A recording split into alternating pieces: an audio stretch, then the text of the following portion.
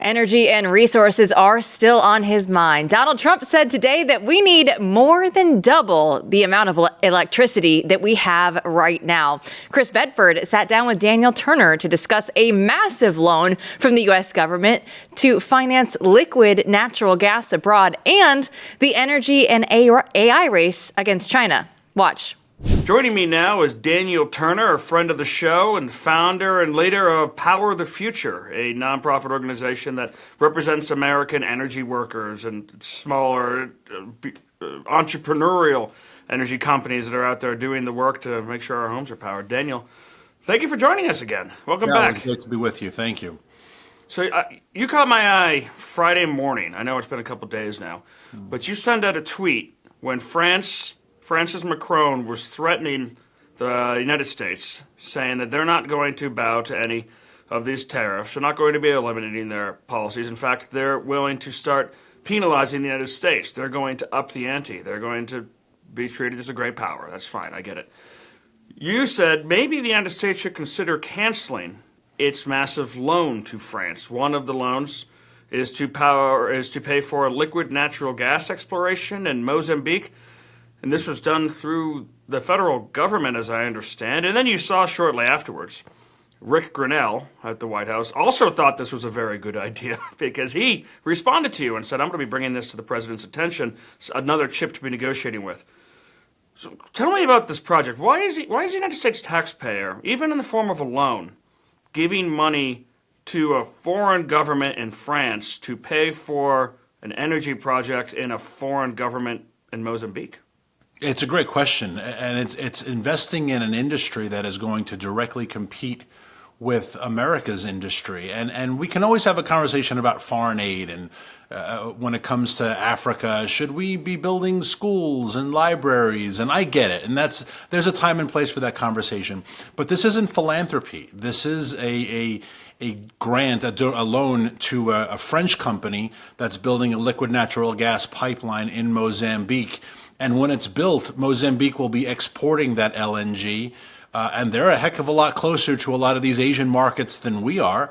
And so it's presumable that it's pretty obvious that a lot of these Asian companies will buy LNG from Mozambique now. And this is all facilitated through this XM Bank, the Export-Import Bank. And I think one of the things Doge is uncovering is there are dozens of these NGOs, these non-government organizations that are sort of taxpayer funded, sort of government, but not really. Look at the World Bank, for example, during COVID. No one ever elected anyone at the World Bank. We don't get to legislate before the World Bank or appeal to them, but yet they set COVID policies, and governors and mayors all across the country were like, well, the World Bank, the WHO, the World Health Organization, the WHO, they set out a new rule, and this is what we're going to do in our state. And you said, well, who's the WHO? World Bank is another example. XM Bank is one of these. It's one of these NGOs.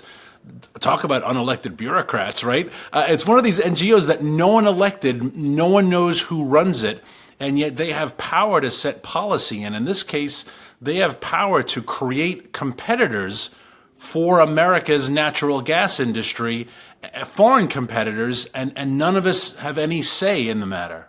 See, that's the strange part. I remember that the Republicans got close during the Tea Party years to getting rid of the XM Bank.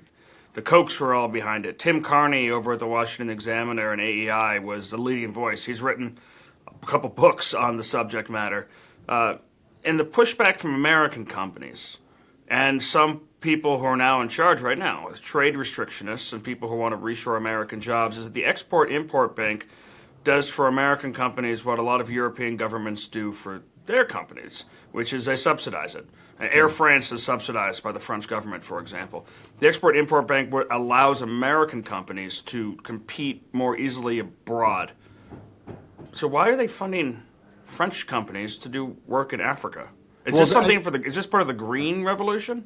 No, this is part of globalism writ large. And if you look at the XM Bank's statement when they gave this loan out, They said these are American companies that will be sending over American pipeline materials made by American workers. And to a certain extent, there's truth to that, right? If you have to build a pipeline in Mozambique, you're going to have to get the raw materials from somewhere. And I don't think Mozambique has a huge pipeline industry like America does. So I get that argument, but let's think about it from a larger perspective, right? Would we be selling guns and bullets to enemy nation? Well, we do, actually. Anyone and then we build buy. their army, and then they attack us, or they attack our allies, right? So we're giving Mozambique, yes, they may be made by Americans, but we're giving them an industry that will now compete with America's industry. And that is the globalist perspective that is really, really dangerous. It doesn't matter that we're, putting in larger orders from the pipeline company in Iowa to sell pipe to Mozambique. At the larger scale, when this pipeline operates, it's now rival. It's industry versus industry. As when we fund the military of our enemies, it's now army against army. And that's the perspective that is lost by the XM Bank, and why, questionably, why it even exists if it can set such a dangerous futuristic policy. Yeah, you heard that argument from the Ukraine hawks over and over again, that this money was going to build up American armaments, and this money is going back into the pockets of American companies who are manufacturing and is getting our arms capabilities and manufacturing up, which is an important thing to do. But the funny thing about our pipeline manufacturers is that they ought to have plenty of business here in the United States, but the same federal government that is giving loans to foreign countries to build liquid natural gas pipelines in foreign continents thinks that it's unsafe to do so here and won't allow companies to build new pipelines in the United States. How does that incongruence get through federal policy? Yeah, this is part of the globalist disguised under free trade, but it's part of the globalist order that what you do now is you just offshore all of your perceived sins. So we can't build pipelines in America, but we can let other countries build pipelines with no regard towards workers' rights, human rights, child labor laws, environmental concerns even. Right? The Greens are the best example of this. It's very hard to build solar panels. You have to burn a tremendous amount of coal, and the Greens have conditioned Americans to think coal is evil, coal is bad. So the Chinese get to burn all their coal, and they make solar panels, and then we build them here in America, turning our farmland into these solar hellscapes to make really expensive intermittent electricity 15% of the time. And we say, look how green we are, right? So we offshore what we don't want to see, which is the effects of having to run a solar power industry. We do the same with wind turbines, right? Wind and solar, 75-80% of them are manufactured in communist China. 95% of the raw materials in those industries are in markets controlled by communist China. And yet we say, but it's green, right? So part of your globalist trade policies is you get to offshore slave labor, you get to offshore pollution, you get to offshore all these ills, and then you say it's not, tariff protectionist, this is free trade. It's not. It's masquerading what you don't want to see or you don't want to have to pay for having industry here in America. So you send it to the third world where you can pollute and you can use 9-year-old girls and you say, I'm a free trader. It's all a big racket. You imagine if you're one of those people who thinks that manufacturing in the United States is changing the global temperatures, then burning coal in China would as well, but that seems to be completely incongruent. And I used to think this was their revenge for the Opium Wars. I mean, we're not the English, but the idea that they sell us wind turbines and solar panels that make our exports more expensive while they get to use all the coal they want to undermine our industry, it's pretty impressive. But what the Trump administration does have a big challenge ahead of it. Artificial intelligence, speaking of China, that arms race is on. For years now, China has been buying up land in the United States to try to power and get the energy that it needs to mine Bitcoin and other aspects of this new technology. It requires a colossal level of energy. Northern Virginia is filled with data centers that already take up huge amounts of energy, huge amounts of water to keep those things cool, and that's going to get worse, or harder at least. What are some of the policies that the Trump administration would need to, and any American administration would need to pursue in order to make sure that the United States is actually able to keep up and is able to power artificial intelligence and other new technologies? Yeah, it's a great point, and we actually have a white paper on this that we'll be rolling out shortly. And if you'll invite me back, we can talk about it in detail. It's a deal. But this is a huge, growing problem because the AI revolution is just beginning. Right, we're at the very, very early stages of it. And it's going to demand 2 or 3 times the amount of electricity we currently produce as a nation. And if you think you're going to put up some wind turbines and solar panels to produce that much electricity, you're kidding yourself, right? It's telling that when Microsoft wanted to build this data center in Pennsylvania, they turned to 3 Mile Island. They got permission from Governor Shapiro, and they're opening up Reactor 2, 3 Mile Island, the famous nuclear facility. They're opening it in the same Microsoft spot. doesn't want. They don't want wind or solar, right? They want nuclear power because it works.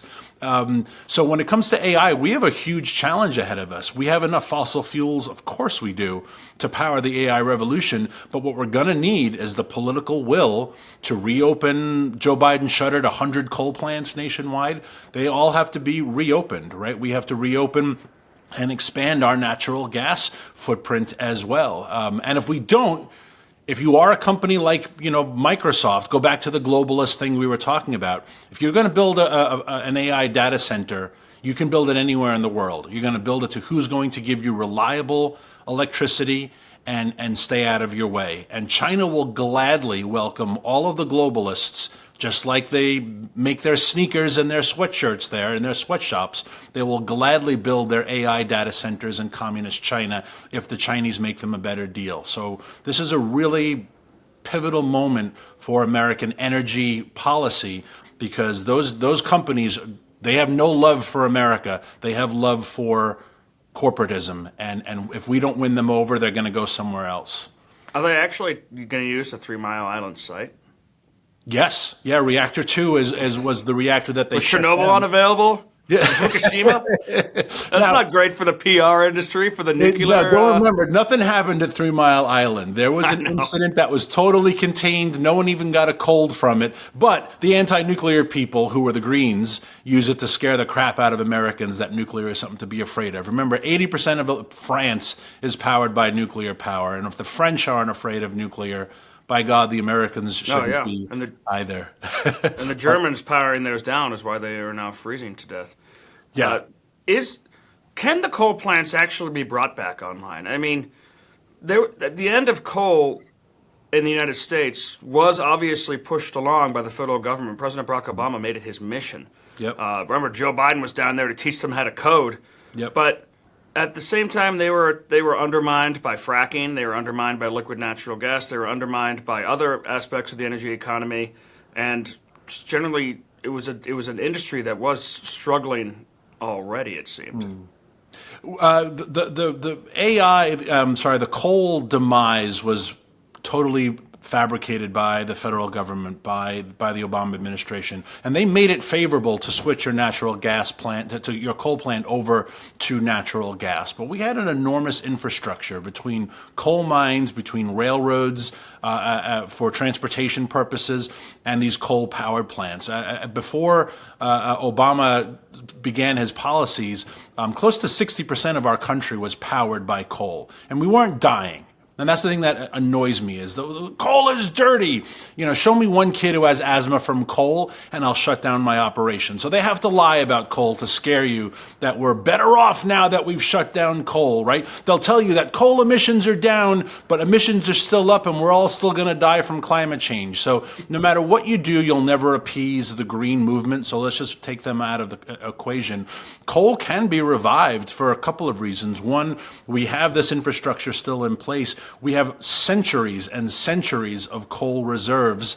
And the best thing about coal is that it always works, right? It is a little bit more stable than natural gas, right? People are afraid of natural gas pipelines because natural gas is flammable. A truck full of coal is not volatile, right? It's not as precarious, and it's really inexpensive. And it works, whether the wind is blowing or not blowing, whether the sun is shining or not shining. There's a reason why we built the Industrial Revolution on the backs of coal. And as of now, nothing as good has come along to replace it. There are alternatives, but nothing is as good. And plus, we don't just use coal to make electricity. We need coal for steel. We need coal for cement. We need coal for almost every product that is used to make natural gas or a nuclear plant or frack or drill for oil, etc. So coal is the granddaddy of energy, and if we get rid of coal, we're only making ourselves poorer and weaker. There's a coal power plant that's been shuttered right next to my house, with including the railroad that's been grown over. That would have brought the coal right there for energy power in Northern Virginia. And I would love to just see that in its heyday, just for an afternoon, and sit there with a six-pack and watch that old American industry going. But I know we're short on time now, but I want to ask you quickly about the president's moves to move into the low-income home energy assistance program. That's something that was established by statute by the federal government, Congress, and it provides money to people who can't afford their energy to make sure they're able to heat in the winter and cool in the summer. And the president didn't destroy the program because Congress established it, but he seems to have laid everyone who works there off. What's the story there? What's the purpose behind that, and why do we want to get rid of lie heap, we'll call it? Yeah, I think this is just part of the larger doge cutting back from government expenditures overall, right? When the government starts paying for services, it does skew a lot of the markets, without a doubt. And so if there are whole neighborhoods where everyone's utility bill is paid for by the government, then what's the incentive on the utility in that area to just keep raising rates, because the government's paying for it anyway? So you ask people in these neighborhoods, how much do you pay for electricity? No one really knows, because no one's paying the bill, and the prices just seem to magically keep going up. So I think there are market factors that are driving that. But I think this is just an effort also of the Trump administration and Secretary Turner there at HUD, et cetera, that we have to stop keeping perpetual poverty programs in place that create systemic poverty, right? The government's done its fair share in creating poverty. Barack Obama shut down coal plants all across the country and drove thousands of people into poverty. Before that, NAFTA did it. J.D. Vance's whole book is about those types of towns that NAFTA destroyed. So government's done its fair share in creating systemic poverty, but a lot of these government welfare programs perpetuate that. And when you have 3, 4, 5, 6 generations of people in government housing, on government assistance, eating government cheese, I think the programs themselves are causing this and are perpetuating it. And I think that's what President Trump is trying to address on a much larger level. And I got to tell you, the quick thing about him, there is no man on earth, let alone a politician, who would risk so much who didn't actually believe this. You watch what the Dow did the last couple of days. You look what he's doing with a program like that.